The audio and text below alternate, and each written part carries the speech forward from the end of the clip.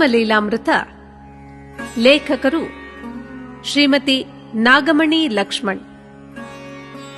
ಶ್ರೀಕಾಂತ ಗುರುಗಳ ಬಾಲಲೀಲೆಗಳ ಕುರಿತಾಗಿ ಮತ್ತಷ್ಟು ಮಾಹಿತಿಯನ್ನ ಈ ಸಂಚಿಕೆಯಲ್ಲಿ ನೋಡೋಣ.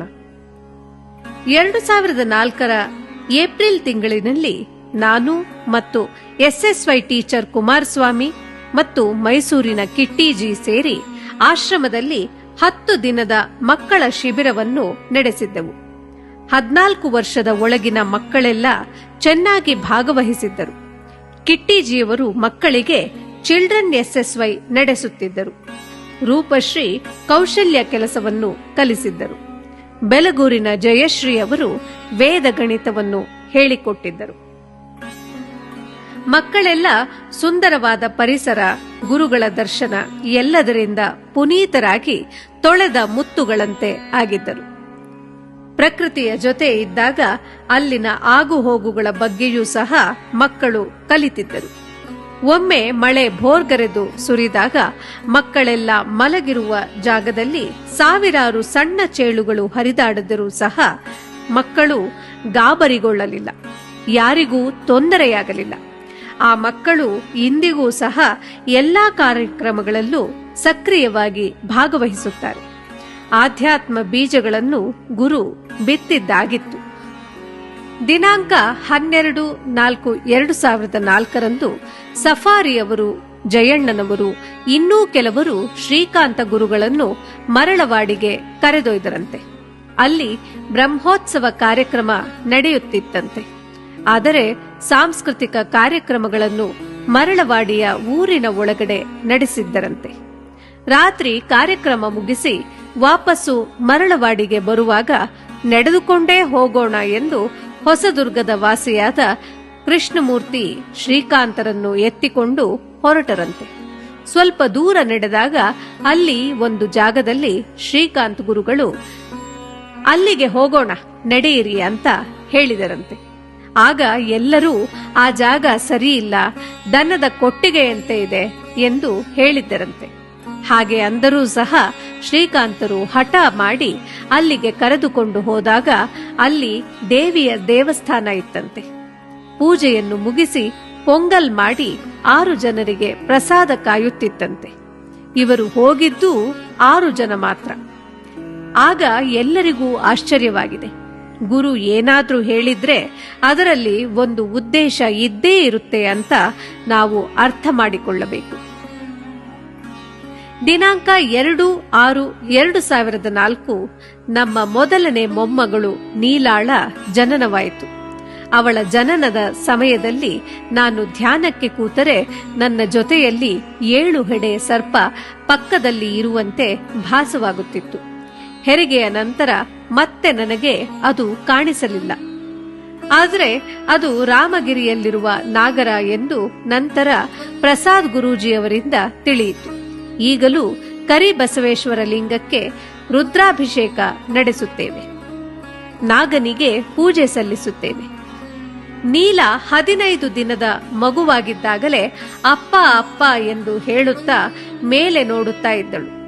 ಅದು ಶ್ರೀಕಾಂತಪ್ಪನ ಜಪ ಎಂದು ನಮಗೆ ತಿಳಿದಿರಲಿಲ್ಲ. ದೊಡ್ಡೇರಿ ಅಪ್ಪ ಅವಳಿಗೆ ಧನ್ಯೋಸ್ಮಿ ಎಂದು ನಾಮಕರಣ ಮಾಡಿದ್ದರು. ಈ ವರ್ಷದಲ್ಲಿ ಎಲ್ಲಾ ಆಶ್ರಮಗಳ ಪ್ರಾರಂಭ ಶುರುವಾಗಿತ್ತು. ಮತ್ತೋಡಿನ ಸಾಂಬಯ್ಯನವರ ಪುತ್ರ ಕುಮಾರ ಮತ್ತು ಹೊಳಲ್ಕೆರೆ ನಿರಂಜನ ಅವರ ಸಹೋದರಿ ಸೌಮ್ಯಳ ಮದುವೆಗೆ ಹೊಳಲ್ಕೆರೆಗೆ ಹೋದಾಗ ಗುರುಗಳು ನಿರಂಜನನ ಹತ್ತಿರ ಇಲ್ಲಿ ಆಶ್ರಮ ಮಾಡಬೇಕು, ನಿನಗೆ ಒಂದು ಜಾಗ ತೋರಿಸುತ್ತೇನೆ, ಆ ಜಾಗ ಶಂಕರಲಿಂಗ ಭಗವಾನರಿಗೆ ಸೇರಿದ ಜಾಗ ಎಂದು ಹೇಳಿದರಂತೆ. ಜುಲೈ ತಿಂಗಳ 25ನೇ ಭಾನುವಾರ ಅಲ್ಲಿ ಪ್ರಾರಂಭೋತ್ಸವ ನಡೆಯಿತು. ಆಗ ಗುಡಿಸಿಲಿನಲ್ಲಿ ಪ್ರಾರಂಭ ಮಾಡಿದ ಕಾರ್ಯಕ್ರಮ ಈಗ 3 ಮಹಡಿಯ ಮಹಲ್ಲನ್ನು ನಾವು ನೋಡುತ್ತಿದ್ದೇವೆ. ದಿನಾಂಕ 8/8/2004 ಜಯಣ್ಣನವರಿಗೆ ಚಿತ್ರದುರ್ಗದಲ್ಲಿ ಹುಟ್ಟಿದ ಹಬ್ಬದ ಕಾರ್ಯಕ್ರಮವನ್ನು ನಡೆಸಲು ತಿಳಿಸಿದ್ದು, ಅದೇ 5ನೇ ತಾರೀಕಿನಂದು ಜಾಗ ರಿಜಿಸ್ಟ್ರೇಷನ್ ಆಗಿದ್ದು ವಿಶೇಷ. ದಿನಾಂಕ 8/8/2004 ಎಲ್ಲಾ ಭಕ್ತಾದಿಗಳ ಸಹಿತ ಭೈರಪ್ಪನ ಬೆಟ್ಟಕ್ಕೆ ಭೇಟಿ ಕೊಟ್ಟಿದ್ದು. ದಿನಾಂಕ 13, 14 ಹಾಗೂ 15/8/2004 ಕುರುಗಡ್ಡೆಗೆ ದೊಡ್ಡೇರಿ ಅಪ್ಪನ ಜೊತೆ ಪ್ರಯಾಣ ಮಾಡಿದ್ವಿ. ದಿನಾಂಕ 16/8/2004 ದೊಡ್ಡೇರಿ ಅಪ್ಪ ಶ್ರೀಕಾಂತರಿಗೆ ಬಾಲ ವಯೋವೃದ್ಧ ಅಂತ ಹೇಳಿ ದಂಡವನ್ನು ಅರ್ಪಿಸಿದ್ದು.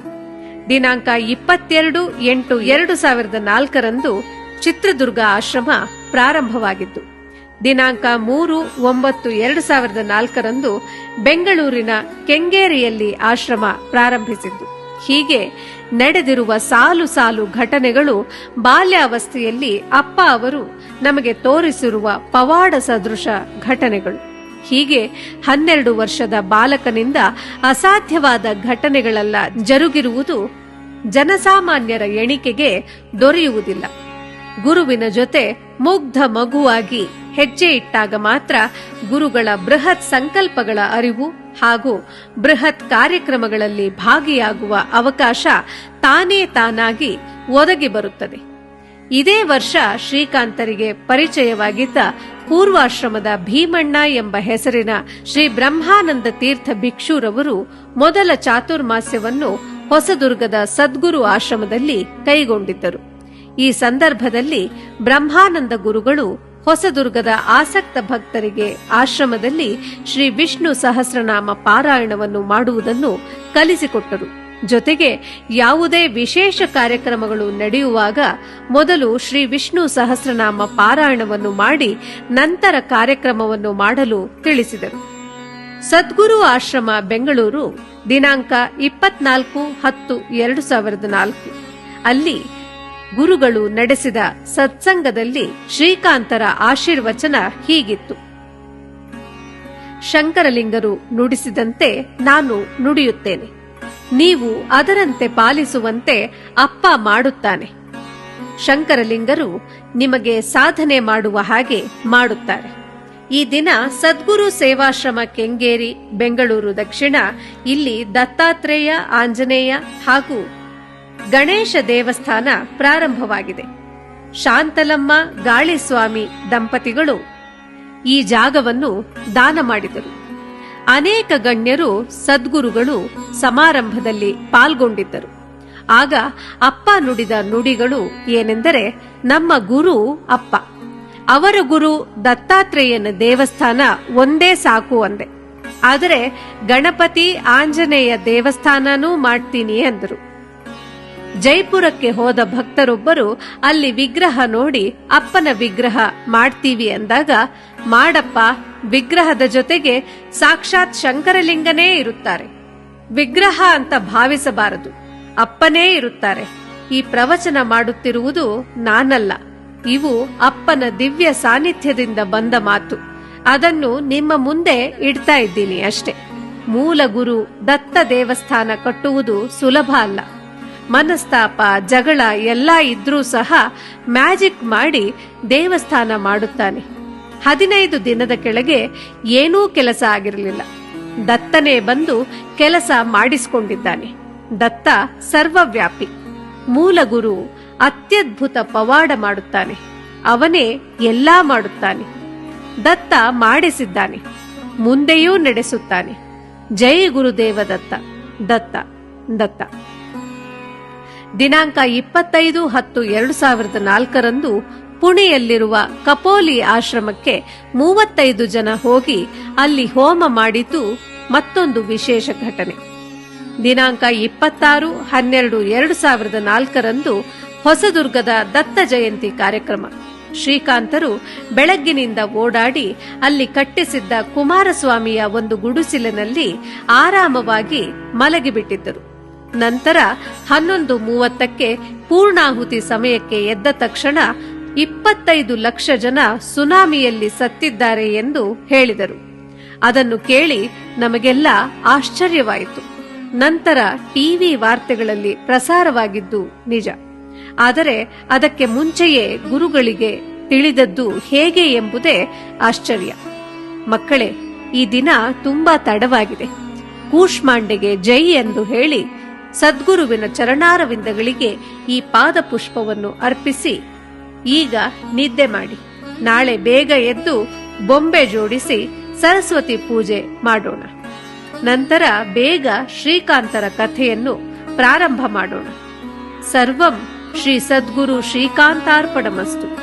ಜೈ ಗುರುದೇವದತ್ತ.